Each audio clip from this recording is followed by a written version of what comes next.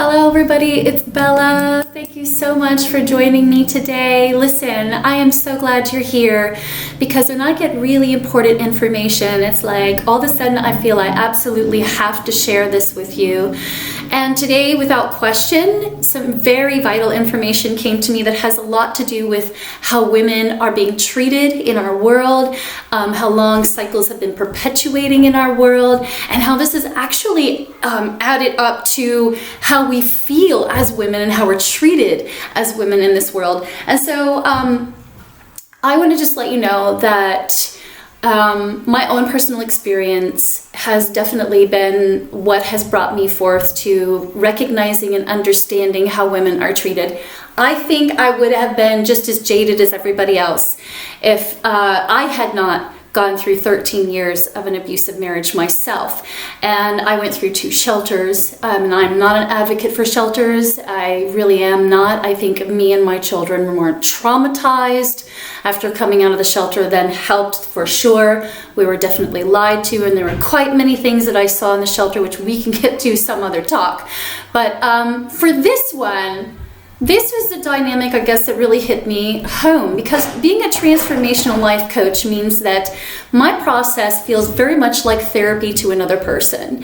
In other words, when people come to me and they say, I have a really deep issue that I just can't seem to get through, and maybe I have been through therapy or I have been going through some spiritual teachings and things are coming up and I don't seem to be getting out of it, are there things that you can help me with? And so this is my feeling, as well as being responsible and being able to offer these things to people to help them out through my own experiences and also my own education. I've definitely gotten my own education, and I'm very much one of those people that wants to tell you to do the same. That I know that some people say, you really shouldn't worry about reading books or getting education as far as spirituality goes, but I will tell you this, there are things that you aren't going to know, okay? Things that you just need to be aware of, even if they are quotes by Mother Teresa. They affect you. There's a wisdom in this. And we are to go through our life learning and being open to all the dynamics, not by shutting things out and staying ignorant.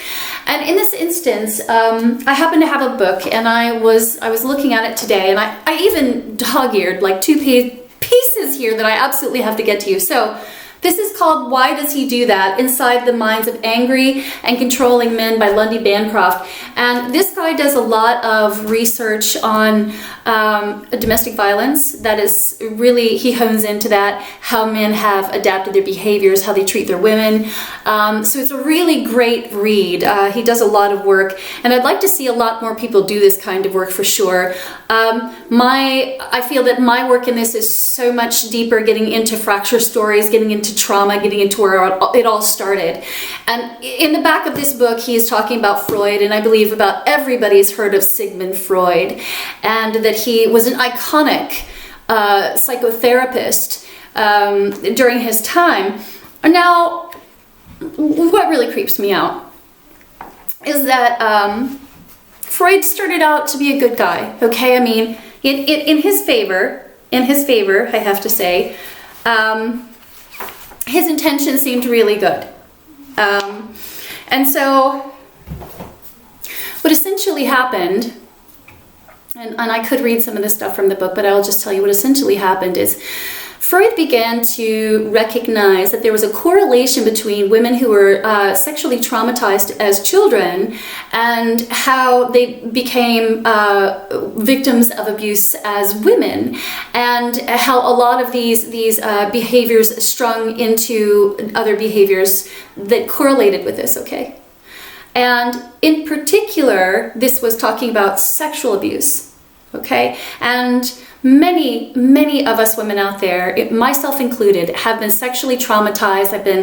I've gone through the babysitters, other things that have been abominable, grown men, of course. And when these things happen to you, it's the biggest betrayal, because you have no power. So you really learned this helplessness, this hopelessness, because you can't get out of the situation you're in. Okay, that's reality. Right? I mean, that's reality. A child dealing with a sexual issue being, put upon her, it really has very little options. She either learns to downplay her sexuality, she learns to stay invisible, she becomes more tomboyish. I mean, there are many things, many vessels by which she will try and calm down the behavior. Now, the paper that he wrote was phenomenal, but it pissed off the upper echelon, by which were most of his clients, who were actually molesting their own daughters. And long story short, I guess the atrocity of this is that Freud buckled under the pressure. One of the worst things he could have ever done, because he obviously didn't have a bird's eye view of how this was going to affect the rest of us for like 100 years in the future. Okay, so he buckled under pressure, and then he rewrote a different paper. And I do want to say at least the name of it is... hold on just a sec. So this was called the Oedipus Complex theory. So hold on to your hat, because this was like, I literally, when I spoke to my friend today and told them this, I said, just put on your seatbelt, because you're not even going to believe it I'm going to tell you. So this is what it is.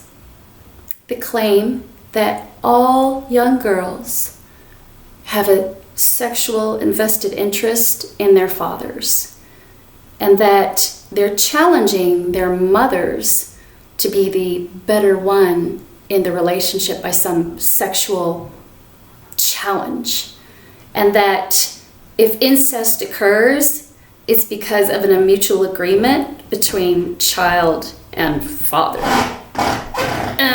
Hold on. I don't know anybody on this planet. I've never met a single woman in this world that said she had a sexual fascination with her father. Because it's not natural. That's not how nature is intended. Period. So what happens? This becomes the new norm by which psychology now breeds out of. That girls are natural sexual beings and somehow have this sneaky invested interest in wanting to seduce their fathers, to overcome the superiority and be the woman in the house. Give me a break. And this is what, when you go to your psychotherapist, this is the knowledge they're given, this is the way that they're filtering to help you as a woman who now doesn't have a voice. Okay, you understand what's happened? We lost our voice a long time ago, as so many of us have been traumatized and sexually abused and physically abused and psychologically abused, and it's all coming out. And here, what this says is that, you know, what this says also, in another article that he had on here that had to do with, it was like a Better Housekeeping. You ladies remember that one, Better Housekeeping in the 1950s, but the model is still the same. To be a woman means, it's damn near an impossibility, especially if you have children, right? You need to be smart, you need to be beautiful, you need to be confident, you need to be responsible, but you can't be too smart to make more money, and you can't be too amazing to not be dependent on a man. Those things are part of the construct by which you're going to grow up in, is that you are below the man. He's the master of the house, he makes the decisions, and in the long haul, he has the last say. And we as women know our space or our place. This doesn't sound very equal to me. And I recall reading even the book of Genesis, where it talked about, you know, Adam and Eve, and that they walked side by side as equal people. This is not equality at all. This is some very distorted idea of girls not being allowed to come into their feminine nature. This coming into their feminine nature during a teenage time is normal. It is, you look in nature, it's normal. But what you don't see is like papa birds like jumping on their daughter birds because they're fluffing their feathers, or, you know, vice versa. You don't see this kind of crazy stuff going on in the nature world. You just see it in the minds of whacked out people trying to make sense of something that makes no sense at all. Okay, so what am I saying here? I'm saying if men need to start having a major responsibility and a major role in understanding this. that a woman's, girl's sensuality, her sexual need to explore her body is natural and normal, and it is not an invitation for anyone else. Okay? Yes, she's going to wear short shorts that are going to drive you crazy. You say, darling, you must change your clothes. I'm not so worried about you. I'm a little more worried about what other people might actually, get taken or something, because that is a big concern today, right? So I'm saying that we as a species need to evolve this way. I would really consider that an evolution in our psychology here would include the fact that men can now be responsible and comfortable in a girl's sensual growing and her growth as a woman, and being responsible to not react and think that you dominate, and can have it if you find that she is too provocative. I can't control myself. What? I'm a man, you're a woman, you don't understand. What? We got it all we're the same. Women, we're just more emotional, we're a lot more water, and men are supposed to be the ground, the root. You see, we serve each other. The men are the space by which we move and we circulate, and they love that. They need that. They need this. They need action moving into their soul, and that's a woman, where a woman comes in, and a woman needs that support and that space and that area where she's really safe. And men can provide that, and also can provide a space where she can grow and evolve as well. And this is so much more natural, okay? We cannot anymore sit back and say, well, she had it coming to her. No, guys, really, we need to be evolved enough to see a naked woman walking down the street and someone not rape her. Understand? There's no cause or reason that gives anybody domain over another person's body. It doesn't matter what they're doing. Where's your self-control? Where's your self-discipline? That's the real answer here. We're not letting the men slide anymore. They're not letting themselves slide anymore, because the root of this is horrible.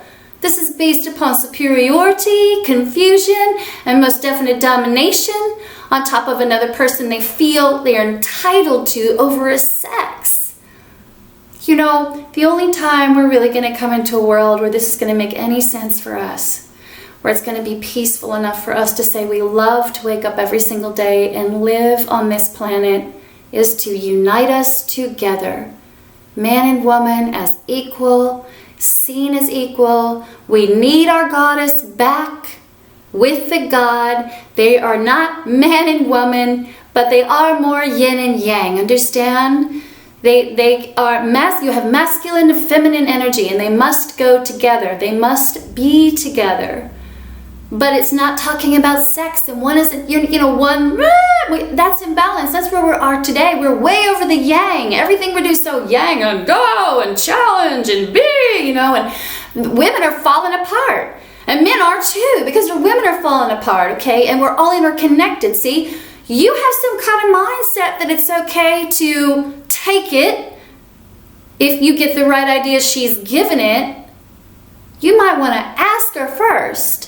Hey, do you mind if I get in your space with my own sexual energy? And, that's what I'm saying. We need to be responsible. And as far as Freud goes, what the hell? We need a whole new system, guys. We need to reinvent this with a conscious therapy. This is absolutely not the space of where we want to be humanely, okay? To be humane, remember, that means to be human means to be humane, to be loving, to be protective, to be nurturing, to be all of those things that we really are inside, right? And we need to take that model into our homes and see our daughters and see our nieces and our cousins and our sisters and our neighbors exactly the same way, and see the beauty in it. Understand? Because a woman's sensuality and a girl's sensuality is normal. We haven't questioned. The only question is why we think men are entitled to take what doesn't belong to them. So girls will learn to love their bodies, but they're going to have to be allowed to do that, okay? And even in the construct of this world, we have those issues as well, with a lot of shame. And I definitely want to get into that a lot more with you and explore that, because that's a very deep and powerful experience. So having said that, guys, what I would like for you to do is send me your own questions or your own comments based on this. What have been your experiences? I know for me, the experience of having been a woman and living in the model, the dynamic of, you know, smart worker, mother, nurturer. God, you got to be like having a 12 body, somewhere in the mix of keeping the house orderly and everybody happy and the kids in the school and running your own job and getting the laundry done, making sure you get any sleep. You actually need to be able to work out, have an awesome body, and smile. And when the husband is ready for sex at a dime, you need to be ready for that. And it's unrealistic. And that's why the divorce rate is so unbelievably high. You understand? Our whole model of how we have a relationship starts in childhood from what we see, and then we just go on until we learn any different, say this is not working out, and then we decide to do something very different. So this has been my spiel today. I want to know what you think about this, and you know, let's see into the future something much better that is going to work in favor for us. Where in therapy, instead of talking about what we can do externally and being afraid to go inside, maybe we do go inside. Maybe we start talking about fracture stories. Maybe we do require that our own therapists have walked the path and the journey themselves, and that they came out on the other end, not just by scribble and wrote, oh, I passed the university, but how did they manage to do it themselves? We want authentic people to help in this space. Understand, we're out of time, we are out of options for a lot of us, and the only thing that we really can do is go forward into the space of the unknown, which is very uncomfortable for most people, and that's to wake the hell up right now. Okay, I'm like, well, how do you do that? Well, you start watching people like me, you start watching people like Eckhart Tolle, you start watching people like Muji Baba or Ram Dass. You get out there. You can listen to people like Les Brown. They've all got the charge. You hear what I'm saying to you? You need to be thinking light and love. And this is the superpower. Okay, empathy is the superpower. Trust me when I say that to you. Empathy is your superpower. Run into compassion as fast as you can. Run into surrender with all of your heart and soul. Okay, there's nothing but heaven on the other side of that. I love you guys. Thank you for listening to me today. And I really look forward to hearing what your comments are about all of this, and your feelings about being a woman in this culture. And I love you so much. Remember to subscribe and follow me on YouTube, guys, and Facebook. I love you. Blessings.